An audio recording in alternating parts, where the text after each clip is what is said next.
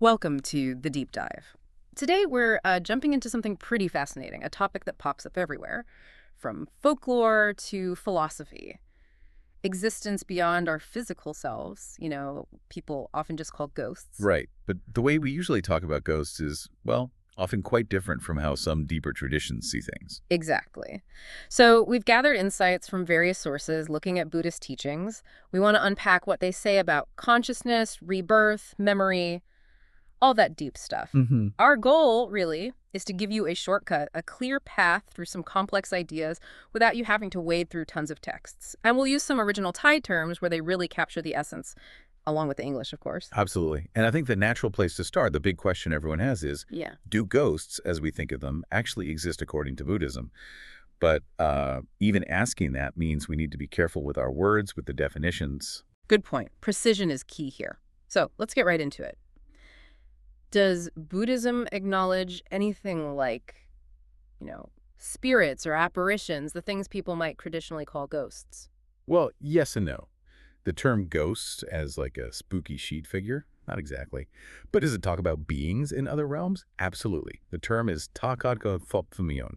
Beings definitely exist beyond what we see as humans and animals. Okay, so not denying them, but maybe categorizing them differently. What kinds of beings are we talking about? There are quite a few, actually. One very relevant one is the Prefanta that's in Don K. These often map onto what folk beliefs might call ghosts or suffering spirits. Okay, what are they like? The sources describe them as beings in immense suffering.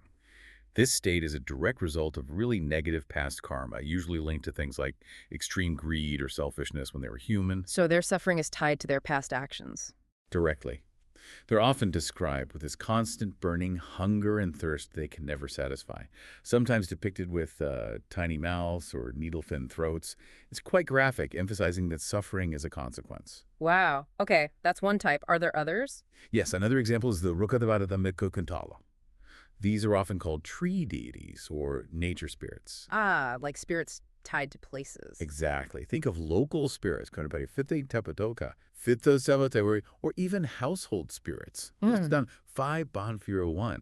They're usually seen as more neutral or even benevolent, unlike the Preta.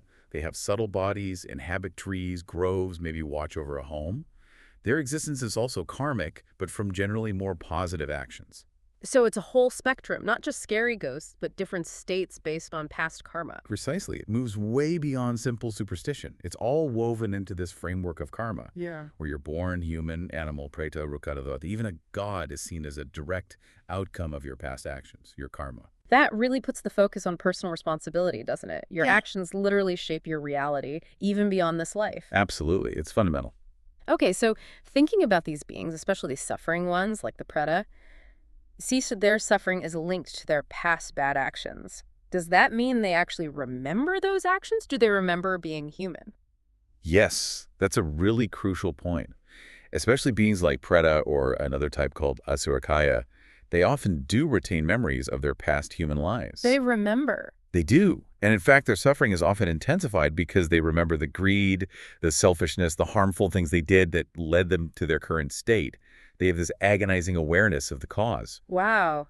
That adds another layer of tragedy to it. But wait, if they remember, why don't we, as humans, why don't we generally remember our past lives? It almost feels, well, unfair in a way. That's a very natural question to ask. And Buddhism offers a couple of fascinating explanations. The first is, well, more physical, you could say. Is it? Yeah, the conditions inside the mother's womb. It's described as dark, cramped, a very intense, compressing experience. This physical process itself is thought to act like a barrier, severing or clouding over those past memories. Okay, like a biological reset button. That makes some sense. You said there was another reason. Yes, and this one is perhaps even more profound. It's sometimes called the mercy of karma. The mercy of karma. How so? Think about it. What if you remembered everything? Every mistake you ever made across countless lives, every person you used to be, every family you lost, every painful death, every betrayal. Oh, wow. Yeah, that would be overwhelming, crippling, probably. Exactly. Living your current life, trying to move forward, trying to form new relationships or make amends, it would be almost impossible under the weight of all that past baggage. So forgetting is seen as a kind of compassion. It gives us a chance for a fresh start, to focus on this life, this opportunity to cultivate good karma without being haunted by an infinite past. That completely reframes it. It's not a glitch, it's a feature, a kindness almost. Precisely. It allows us to engage with the present more fully. But then, what about those stories you hear, people who claim they do remember past lives? How does that fit in if forgetting is the norm and even merciful? Right. Those are considered exceptions, and it's not just random recall. According to the texts, remembering past lives isn't just like suddenly remembering an old phone number. It's typically the result of very advanced mental training. Like meditation. Exactly. Through deep meditation and developing specific mental faculties, some individuals can attain what's called Pobinivasanu that it's a special kind of knowledge, an insight that allows recollection of previous existences. Not just memory, it's a developed spiritual ability. Okay, so it's an earned skill, not just a random occurrence. That clarifies things. Now, speaking of transitions between lives, this idea of rebirth, there's that popular notion you hear it a lot about a 49-day waiting period after death. Does that come up in the Theravada sources you looked at? That's a really common point of confusion. The 49-day idea, sometimes called the Bardo state, is very prominent in Tibetan Buddhism and some other schools. But in the Theravada tradition, which is what our main sources focus on here, the teaching is quite clear. Rebirth is immediate. Immediate. So no gap, no waiting room. Nope. No intermediate state. The stream of consciousness, driven by the final karmic impulse at the moment of death, transitions directly into the next existence, whatever realm that may be.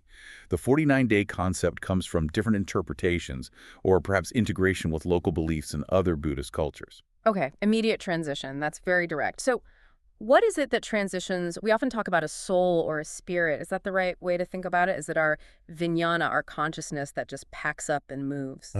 This is probably one of the most crucial and sometimes difficult points to grasp. It's not a permanent, unchanging soul or spirit in the way many people think of it. Not a soul. Yeah. And while vijnana consciousness or awareness is part of the picture, it's not like a fixed entity that travels.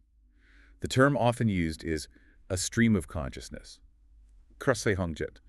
It carries the karmic imprints, the information, the potential energy from past actions, but the stream itself is constantly changing. Constantly changing, like a river. Exactly like a river. Yeah. Or, there's a classic analogy, think about lighting a new candle from an old one. Okay. A new flame appears. It's caused by the old flame. It arises dependent on the old flame's energy, right? But is it the exact same flame? No, I guess not. It's a new flame, even though it came from the old one. Precisely. That's the idea. There's continuity, a causal connection, but no identical, unchanging thing that moves across.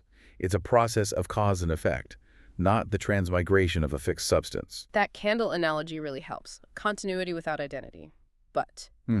let's push on that a bit. You mentioned vijnana, the knowing consciousness within our 5 aggregates. The konkon, tuoru, if that isn't the permanent thing that goes across, what's its role? Does it just vanish? Well, vijnana as that function of knowing within the aggregates, form, feeling, perception, mental formations, consciousness, it's understood as a rising and ceasing moment by moment. Okay. It's impermanent, like everything else. It's part of the process in a life. Okay, arising and ceasing constantly. Right. So what actually flows, what provides the continuity between lives, isn't the momentary vijnana itself, but rather that underlying stream of karmic information. So it's the momentum, the accumulated tendencies, the unresolved karmic potential. That's what conditions the arising of a new set of aggregates, including a new momentary consciousness in the next realm. So the karmic information shapes the next experience, including the new consciousness. Exactly. The stream carries the blueprint, so to speak, shaped by past actions, which then conditions the form and nature of the next existence. This is getting deep. If the consciousness we experience is momentary and there's no permanent soul, is there any ultimate knower? A core Ifoguru that's doing the experiencing. You've hit the absolute core of Buddhist philosophy there. It challenges our deepest assumption about having a fixed self. And the answer, quite radically, is no. No ultimate knower. No separate, fixed, enduring knower or self exists independently. What we mistake for a solid self is actually this incredibly fast-flowing mental process. You make it the tell the time, it's just moments of consciousness, perception, feeling, arising and ceasing, creating the illusion of a continuous observer. The illusion of a self. That's quite something to get your head around. So if there's no fixed self, no permanent I, does that mean, are we all just one thing then? Yeah. Connected somehow? That's often where people's thoughts go. But one thing isn't quite the right way to frame it from this perspective. It's not like we all merge into some single cosmic soup. Okay, so not one substance. Then how? It's more accurate to say we are interconnected in a system of causes and conditions. The Thai phrase captures it well.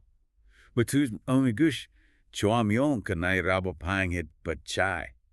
Think of it like an ecosystem or a vast web. Interconnected. Yes. Everything affects everything else. My actions ripple out and affect you, your actions affect me, and so on. The feeling that we are separate, isolated individuals, that feeling is considered part of the illusion, born from ignorance of each other, which keeps us trapped in samsara, the cycle of rebirth. We're distinct streams, perhaps, but all flowing within the same watershed, constantly influencing each other. Wow. So interconnectedness, not oneness. Mm. And the sense of separation is the illusion we need to see through. Okay. Bringing this all together then, if we understand this impermanence, the karmic stream, the lack of a permanent self, what's the point? What's the ultimate goal here? The ultimate goal, the whole point of understanding all this is liberation. It's about bringing an end to that relentless stream of karma and extinguishing the defilements, kobam. Defilements, like greed and hatred. Exactly. Greed, hatred, and delusion are the primary drivers, the fuel that keeps the engine of rebirth running. When those causes are completely uprooted, when the karmic stream ceases to generate future existences, that's liberation. That's nirvana patancord and event. So nirvana isn't a place, but the end of the cycle itself? Precisely. It's the cessation of suffering, the end of being reborn, a state of ultimate peace and freedom achieved through wisdom and the purification of the mind. This has been an absolutely incredible deep dive, seriously. We've gone from ghosts to the nature of self and the path to liberation. It's really clarified how these Buddhist concepts provide such a logical, if intricate, way to think about existence. It's not just ancient philosophy. It feels very relevant. It really does. And perhaps that leaves us, and you the listener, with a final thought to chew on. If our intentions, our thoughts, our smallest actions are constantly shaping these karmic streams, dictating not just this life, but what might follow. Yeah. What one small shift could you make today? A shift in intention, maybe, or a daily habit? Yeah. What small change could potentially have the most profound positive impact, looking at the bigger picture? That's a powerful question to end on, something for all of us to think about. Thank you so much for joining us on this journey into Buddhist thought on the deep dive. Keep exploring, keep questioning.